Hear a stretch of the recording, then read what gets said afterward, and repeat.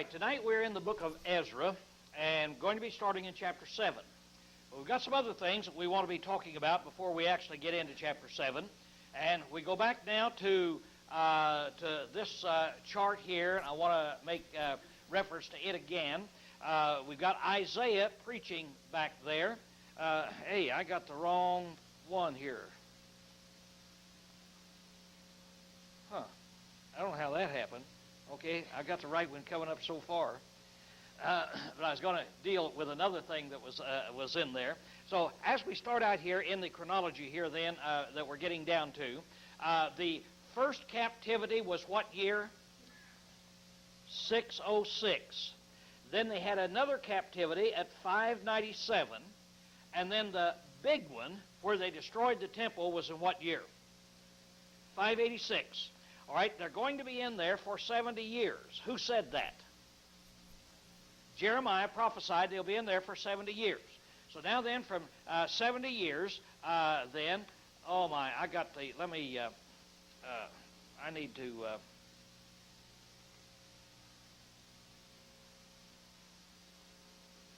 let me do a little checking right here and find out what I've done. And may just shut this thing off and...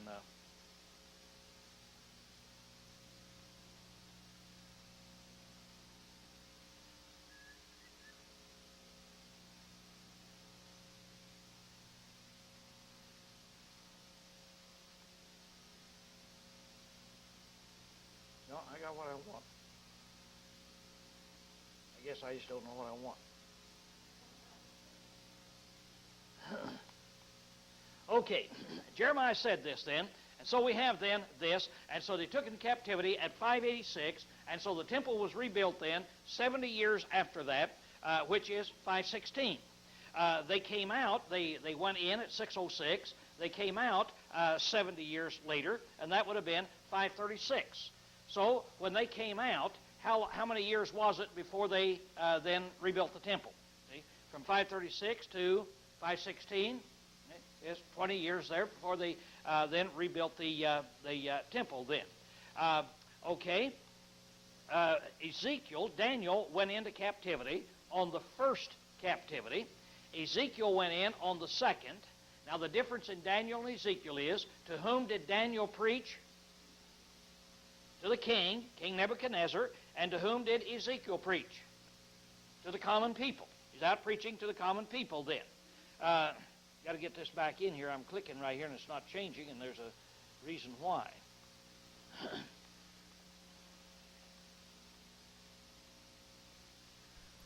Okay. Now then, after they come back out and they rebuild the temple, then you have about 100-year period of time in there of what you would call the restoration period, of where they are restoring these things.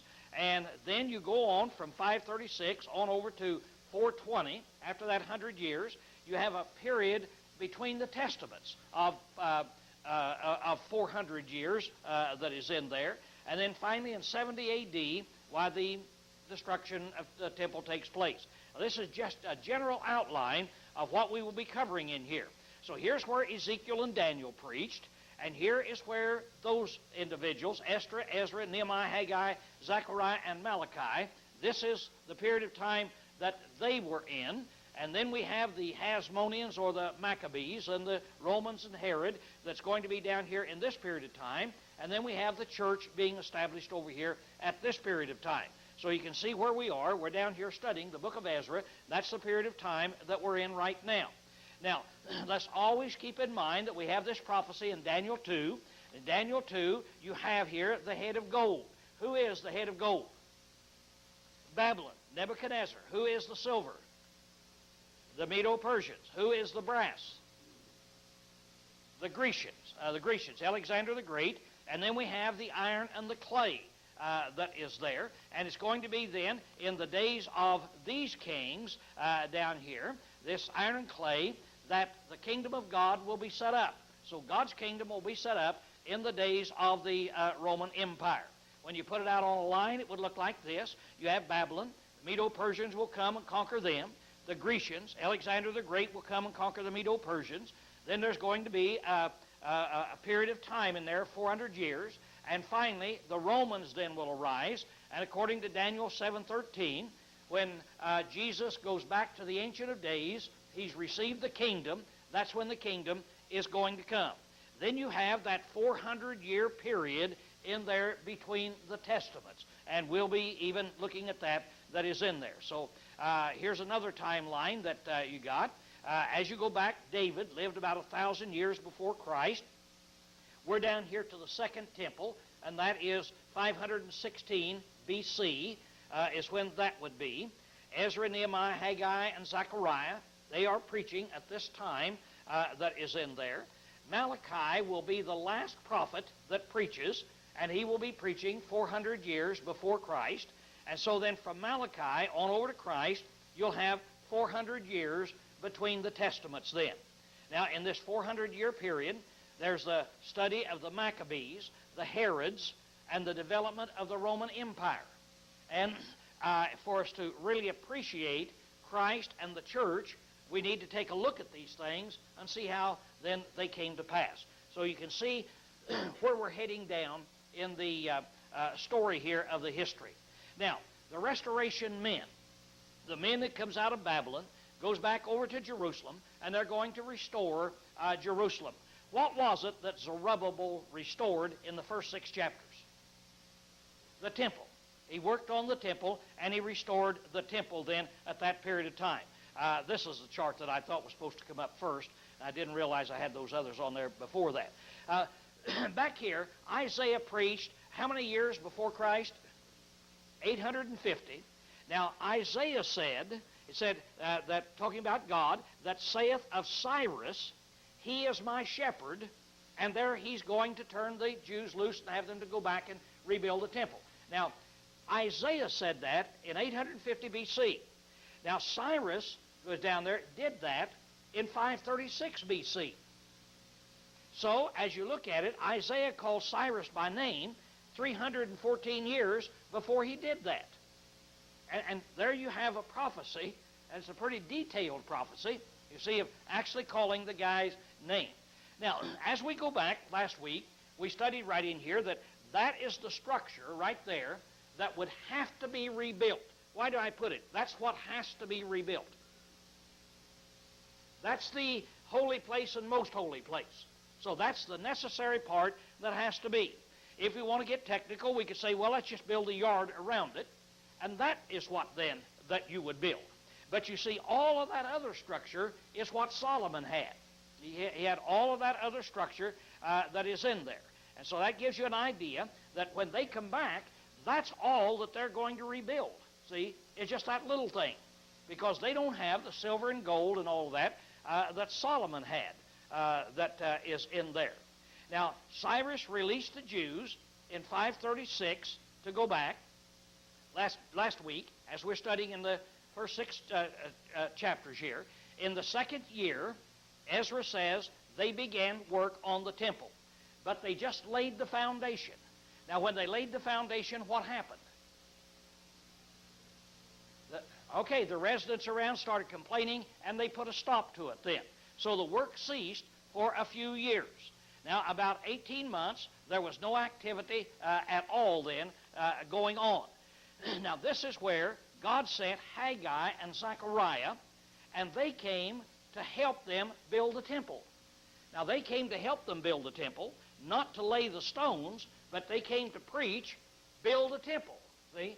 Build that temple. That's what they were preaching about. So, as we study them, we could see, really, we already know before we even go over there, what it's going to be about. Here we have Haggai, gives the exact date and so forth, and it took them 21 years then to build the temple. So I just put these charts up to give us a perspective that is in here. Now then, here's where I want to pick up the new material tonight. In Haggai chapter 2 and in verse 2. So you can hold Ezra over here, so we can flip back in just a minute, and let's go over to Haggai. And let's see what Haggai did when Haggai came on the scene. He's going to come on the scene. They have quit building the temple, and God wants somebody to exhort them and get them to work again. So I want you to look right here, down in verse 2. We're just going to take a few verses out of here. In verse 2, it said, Thus saith Jehovah of hosts, saying, say to this people, Is it not time for us to come and time for Jehovah's house to be built? Then came the word of Jehovah by Haggai the prophet, saying, Is it time for you yourselves to dwell in your sealed houses, while this house lieth waste? Now therefore thus consider Jehovah of hosts, saith Jehovah of hosts, consider your ways. In other words, Haggai comes to rebuke them. Now it's been about 16 years since they've stopped this at this time, and so Haggai comes and says, don't you think it's time to rebuild it? Do you think it's time for you to rebuild your own houses? Now, why would they all be working on their own house at this time? That's kind of unusual, because here in Monroe, we're not all working on our house at the same time. They had all come back in, hadn't they? See, they had all come back in and started from scratch, so they had to build their own house in addition to the house of God. So during this time that they're not building the house of God, they are building their own houses. So Haggai says, is it time for you to build your own and let God's house lie waste? So he said, consider your ways. Now look at this in verse 6. You have sown much and bring in little. You eat, but you have not enough. You drink, but you're not filled with drink. You clothe you, but there is none warm. And he that earneth wages to put them in a bag with holes. Now, what is he saying to these people? What is it that God has done to these people since they have come back? He's causing problems. He's causing them problems because they're not doing what God would have them to do. You remember back in the Kings when you go through that when these people would not do what God says, that he'd cause famines, he'd cause wars, he'd cause various things like this. All right, they go over into captivity. They come back out now. They start to preach, or they start to build the temple, and then the enemy comes in and says stop. So they stopped, and they didn't get back started again. There wasn't a convenient time. They were busy building their own houses. Well, in order to catch their attention, what God did was, it says, you sow much and you bring in little. How would that happen? You go out and you sow big fields, but you only get a little grain. He did it through famines, droughts, insects, various things of this nature, as you'll find that the prophets talk about. But he did these things to keep them from having good crops in there. Then he goes ahead and he says, you do not have enough. You drink, but you're not filled with drink. You clothe you, but you're not warm. In other words, things aren't going good for you in your life. And you earn wages, and even when you earn wages, you earn them to put in a bag with holes. Now that is really graphic to me. It's really graphic. What God is saying, don't you understand that I'm making your life miserable? Look around and see what you've got. Now today, let's look around. And today, as we look around, can we see anything happening to America today? Any particular things that you notice? What is the government's working real hard on? The economy. We don't want to get into a recession. We don't want to do this. How much rain has Washington had this year? Woo, boy. We're way behind on that rain. I've really enjoyed the winter, haven't you? Been a nice, sunny, dry winter. I've really enjoyed the winter. But are we going to pay for it? Now, as we stop, we look at it, we could say, oh boy, the Lord has really blessed us this winter. Right? Well, has he really blessed us, or has the Lord withheld the rain? And by withholding the rain, what will happen to us as we continue to go on into these seasons that's in here? And our power shortage and various things of this nature. God have a hand in any of this that you have? Has he got California's attention that things are not just the way you take it for granted all the time. Look what happened. Now, as you look at this, there are certain things you can see. Does anybody know what happened to this power shortage, how we got it? I've never heard anybody explain it. Have you? Just all of a sudden, there it is. We say, oh, California didn't build those power plants. Yeah, I know they didn't. They didn't build the power plants, but there was no shortage 2 months ago, 3 months ago. There was no shortage. Plenty of electricity. And then one day, just bang, there's a big shortage. And people, what happened? Well, they didn't fund down there. Congress passed a law this way and that way. But all of a sudden, people are wondering, what in the world happened? This is what he's saying. You plant a lot, you bring in a little. You look around, you don't have these things. How many of you have made some awfully good money in the last 3 or 4 years, and you put it in a bag?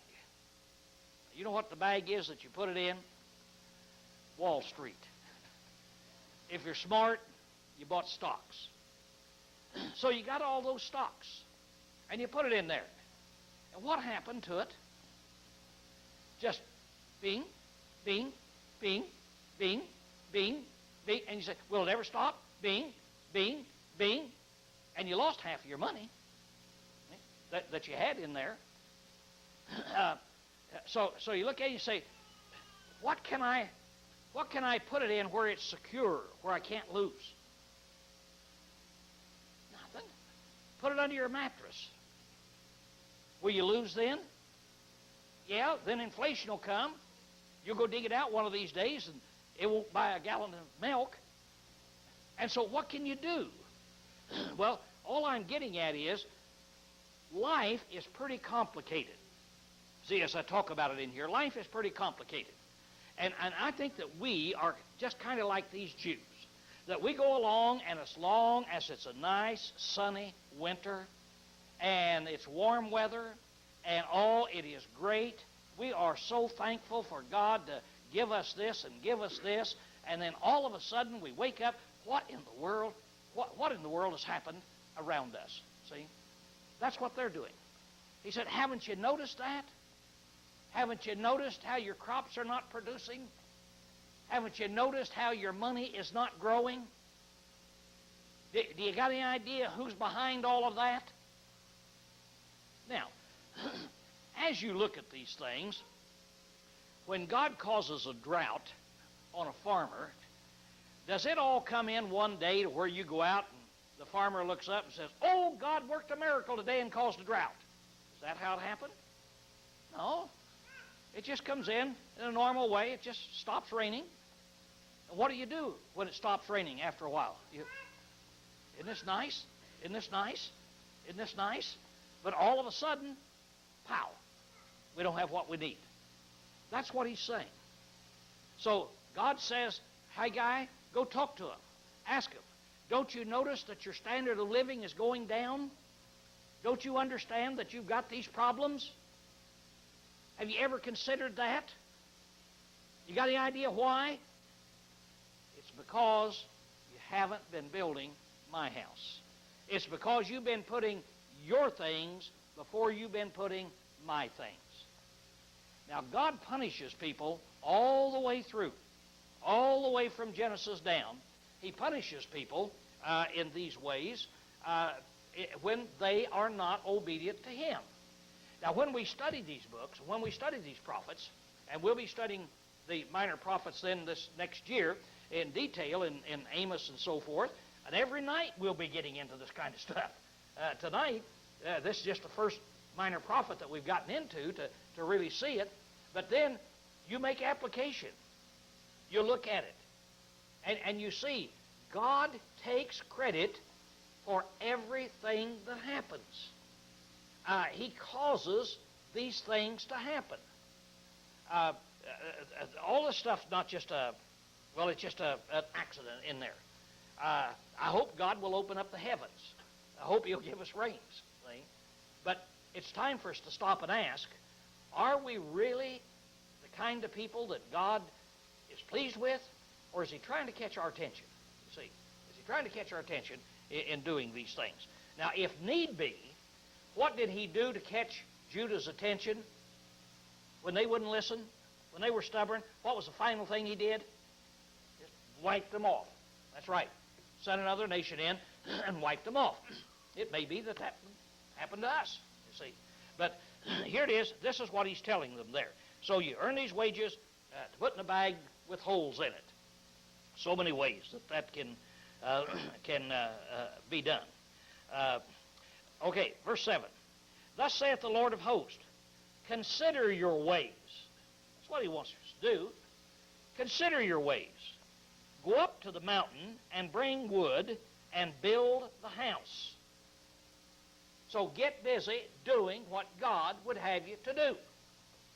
This is kind of interesting. Go up to the mountain and bring wood. In the city of Jerusalem, there are no wooden houses. In fact, they passed a law. You can't build a house with wood. All houses are made out of stone. Always have been, out of stone. Because that's all they've got. It's just stones everywhere. And they don't have wood. But they do have wood up in the mountains. See? They've got some wood up in the mountains. And for the house of God, it was to be built out of cedar wood.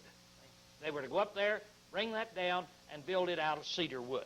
So get up there and get it, and build a house. And I will take pleasure in it, and I will be glorified, saith Jehovah. You looked for much, and lo, it came to little. And when you brought it home, I did blow up on it. Think about that. You went out looking for much. Wasn't that stock market rally great last year? Wow. See, you're looking for much, and it came to little. And when you brought it home, I did blow up on it. What does that mean? You go make whatever you want to make, and if God blows upon it, what's that talking about? I'll do what I please. I'll just blow it away. God is in control. There's nothing you can do to keep God from being in control. Nothing. Go out sometime and find you an anthill. Watch these ants running around there. And think of yourself. You're one of those ants. That's all you are. Just an ant. And you're God. You're standing up there. What can you do to that anthill? These little ants running in there, bringing in these little things and putting them in there and building that hill up, and they work day and night, and they've got them a little mound up there that they've worked on for a year and got that little 6-inch mound that's all built up. How long does it take you to kick it down? As you're standing there, just think. And look at those ants. I like to look at it and think, now, if that ant had the attitude I do,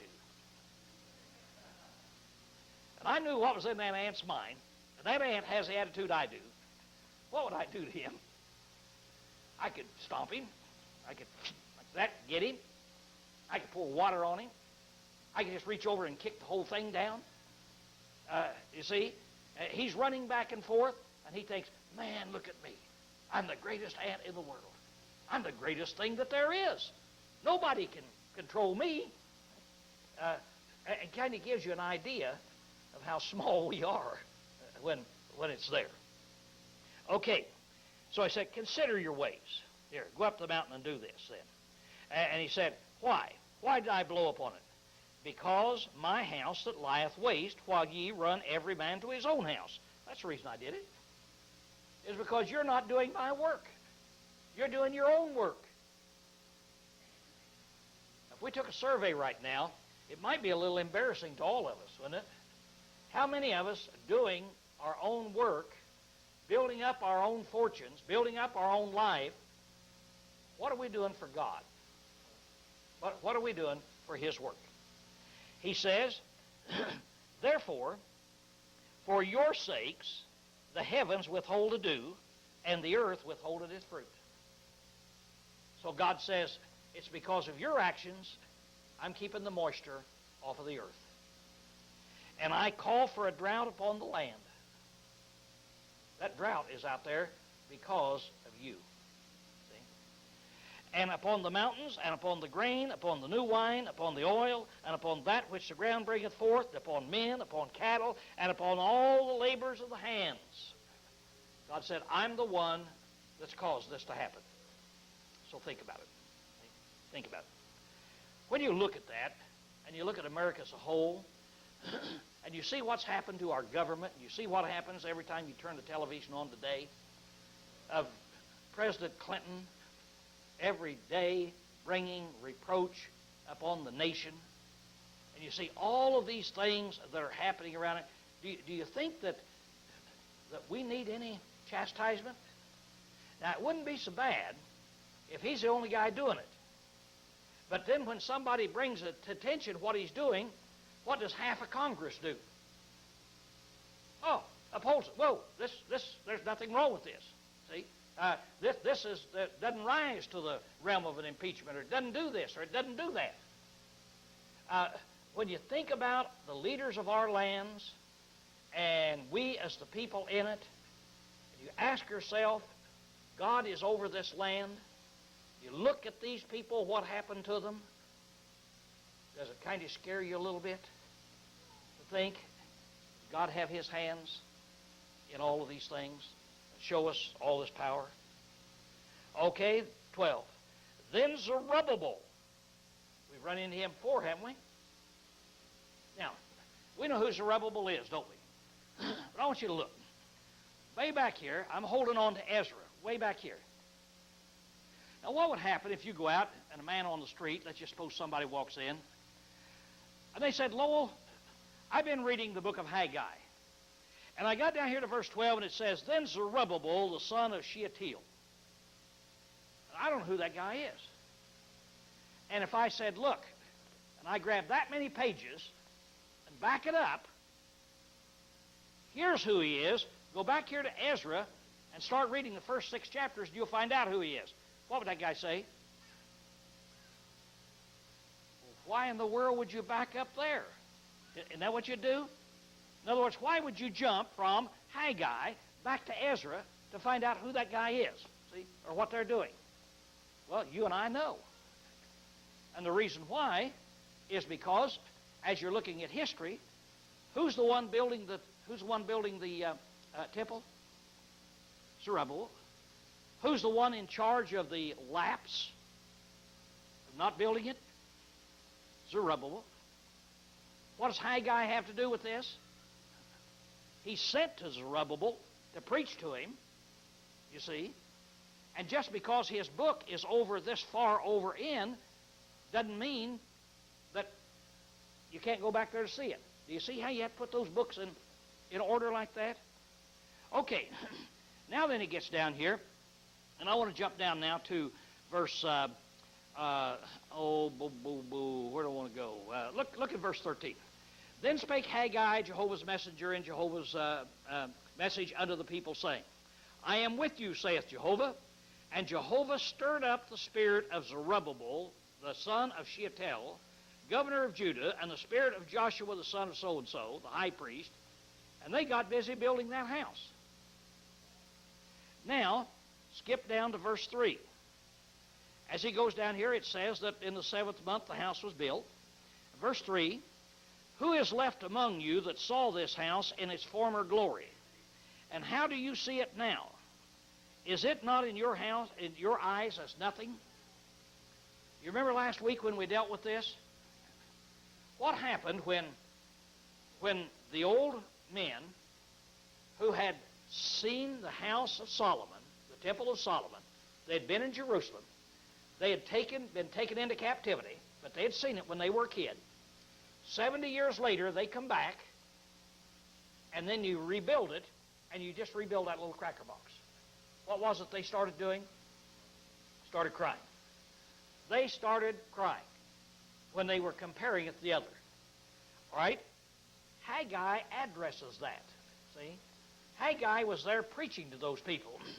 And while those guys were crying, back over here in Ezra, the 3rd chapter, and down in verse 12, while they were crying, Haggai was right there. And Haggai was preaching. And Haggai says, Who is it here that saw the other house? And what does this house look like? Doesn't it just look like nothing? And that is true. Now look at what Haggai tells them. This little pipsqueak house that we talked about this last week.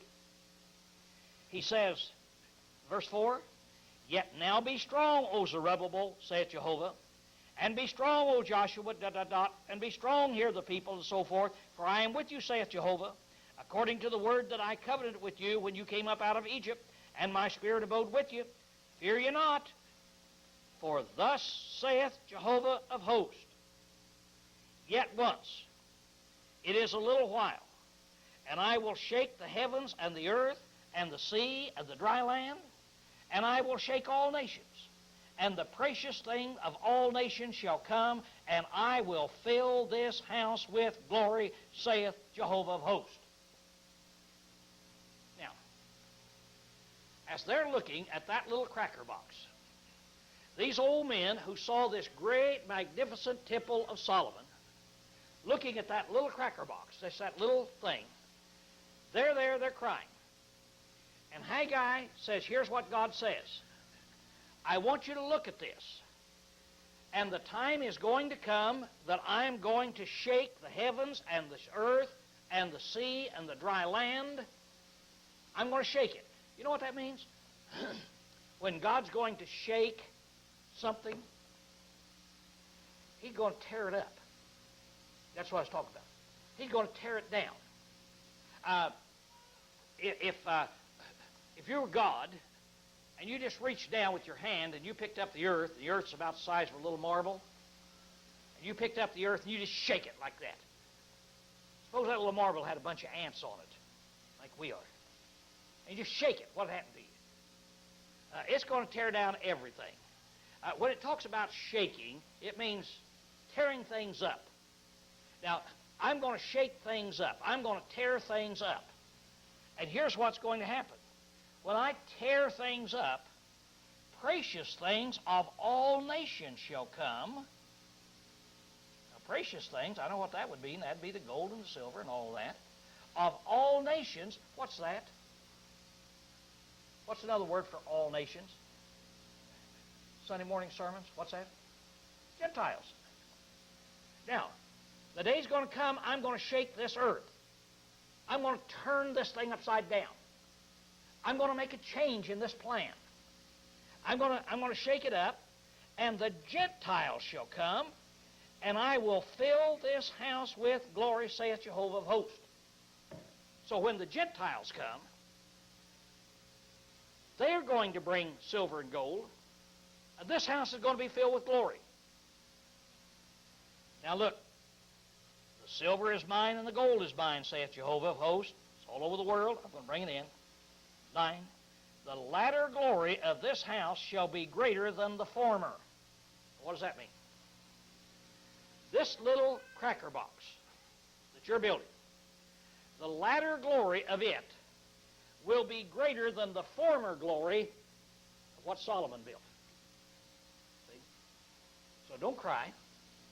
We're getting ready to do some big things. It's what's going to happen. So the latter glory will be the former glory, saith Jehovah of hosts, and in this place I will give peace, saith Jehovah of hosts. Now, this is what Haggai's preaching. He goes ahead and exhorts them some other ways. But here it is he's preaching. He's preaching, get busy and build this house. Don't be ashamed of this little house. Get busy to build it. I've got plans. And my plans are that when we get through with this little house, it's going to have much more glory than all of Solomon's house that he had out there. Let's see what happens as we look ahead right in here to this thing. Here's Haggai and Zechariah tell them to build that house that is in there. Now, in Haggai 2:6, that's where he goes down and tells them to keep building it in there. And this house is going to be filled with more glory than the other. Now, this house, this temple, is going to end up into a spiritual temple. That's what's going to happen to this house. Build this little house. Now let me come back, let me ask you a question. Why do we want this house? Why do we want the Jewish nation? Why did we want anything in the Old Testament times? For Christ.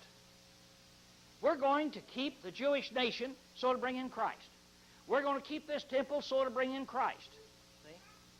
That's the end result of what we're shooting for, what we're looking at from the eyes of God. See? Now this temple is going to turn into a spiritual temple. Now, as you look at this spiritual temple then in here, let's start looking at such places as 1 Corinthians 3:16. Talking about the church there at Corinth. Know ye not that ye are a temple of God? The church is God's temple. In Ephesians chapter 2 and in verse 22, there it is, he says, each one of you is a spiritual stone, and you're built up to be a temple of what? To be a temple of God. He's talking to the church. The church is God's temple. Flip over to Hebrews chapter 12 and verse 28. And over there he uses the term shake and so forth. And we can see the whole thing here kind of put together.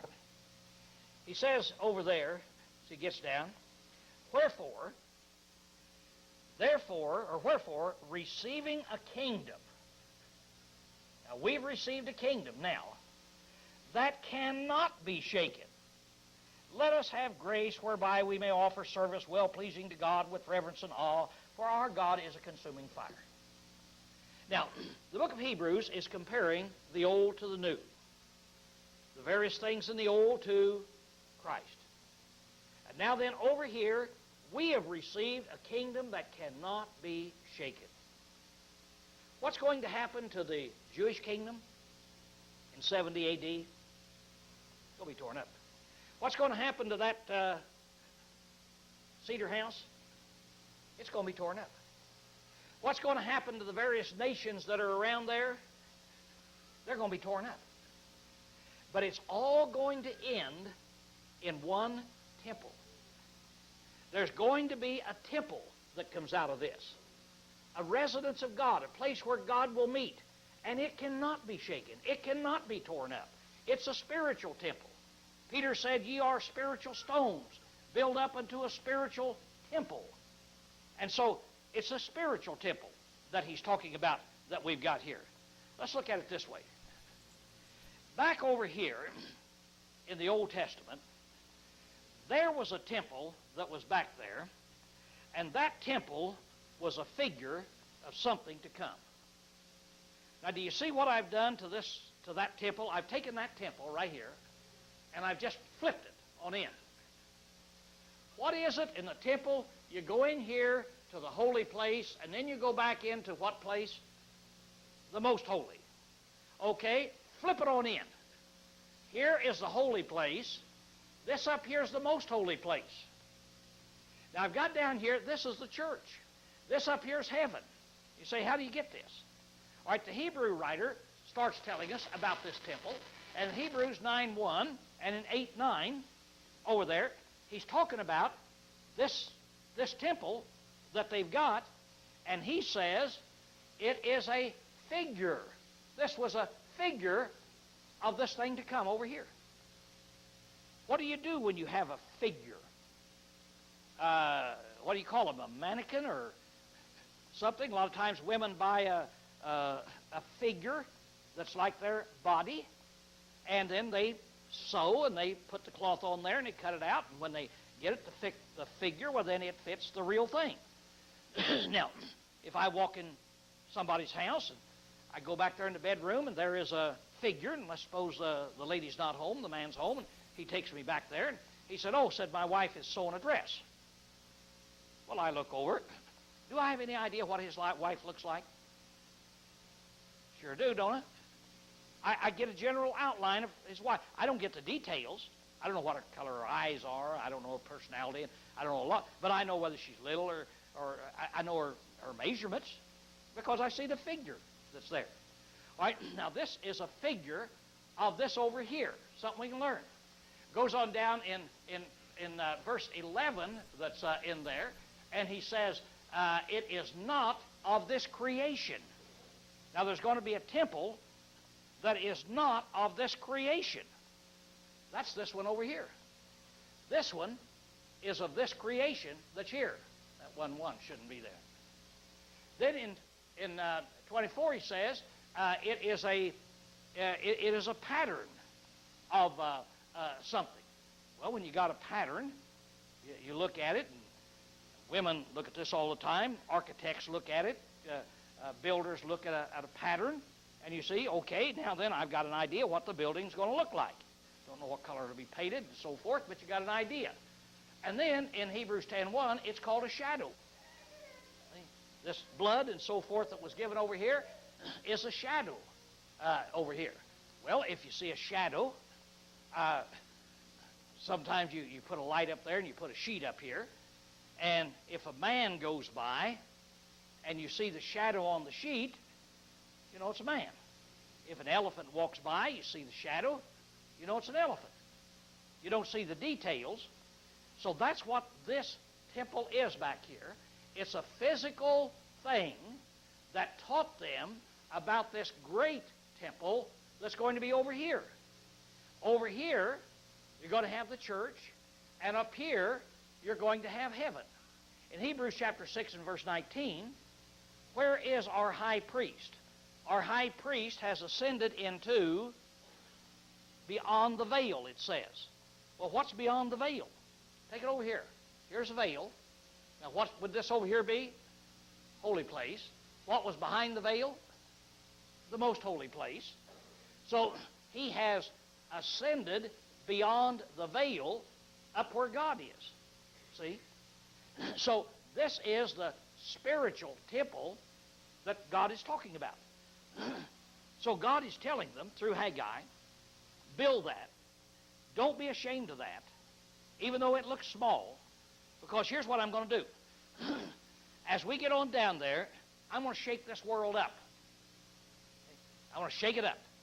And what will happen when I shake it up is that people from all nations will bring their gold and silver into this temple. Now, back in Solomon's day, remember the temple of God, the church of God is going to be more glorious than Solomon's temple? What made Solomon's temple glorious? All that gold was in there, wasn't it?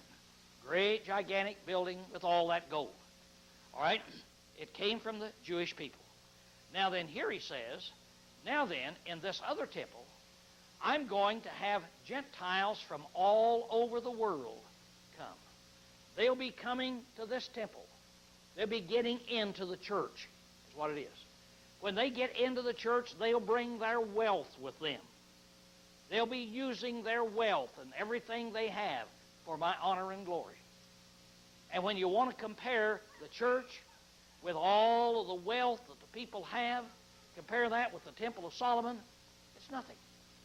It's nothing. So God is exhorting them through Haggai and telling them, that's what I'm going to turn this thing into. So, build that temple. Now, we've learned this all the way through, from Genesis on down through. Anything that you want to look at, I don't care what it is, like we studied on Sunday morning. You come down, why did God call Abraham? What was the purpose of Abraham? Jesus Christ. Abraham had Isaac. Read the story. What was the purpose of Isaac? Jesus Christ. He had Jacob and Esau. What was the purpose of Jacob? Jesus Christ. They had the 12 patriarchs. What's the purpose? And you come on down. David is born. What's his purpose? Everything. The law. Why did God give the law? Why was the law so important? It was a schoolmaster to bring us unto Christ. Why is this temple important? It's going to be done away. 70 A.D., it'll just be scraped to the ground by the Romans and thrown over the fence. But it's going to turn into something that's glorious. So right before 70 A.D., what happened in 33 A.D.?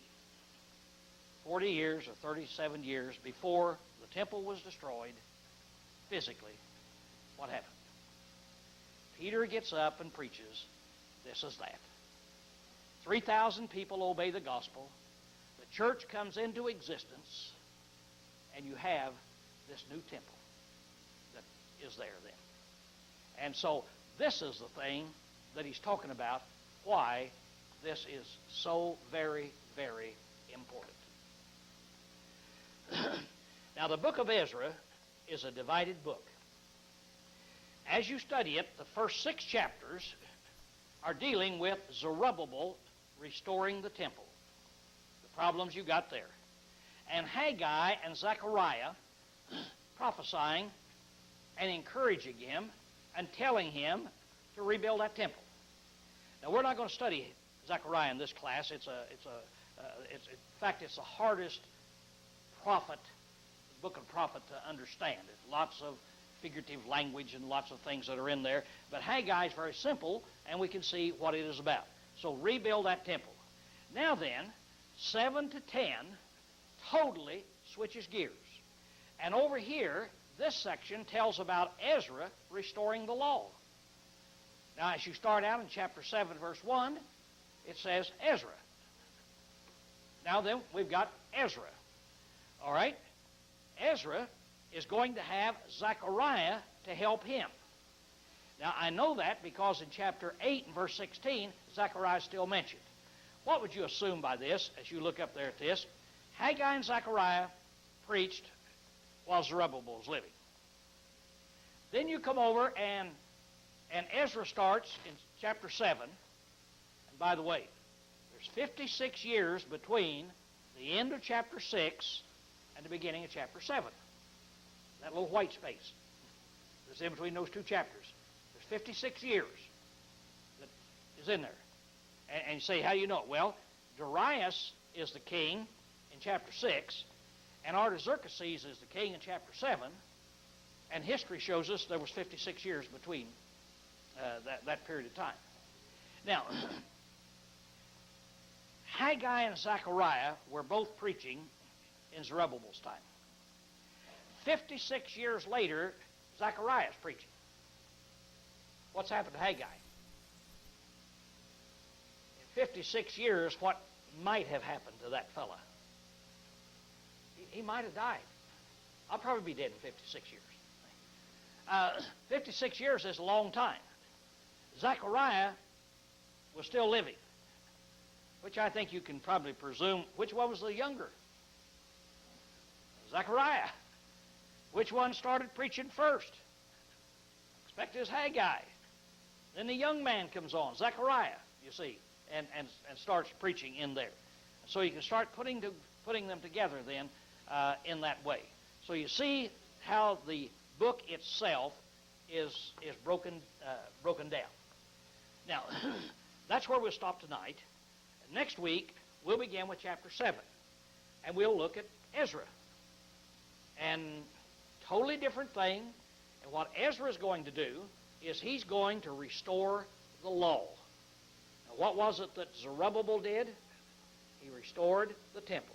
Now, Ezra will restore the law. After that, we're going to go to Nehemiah, and when he comes over, guess what he will restore? The walls. He'll build up those walls to give it protection. So these are your restoration prophets. These are the guys that worked during that period of time of coming back and setting that period up there again. Okay,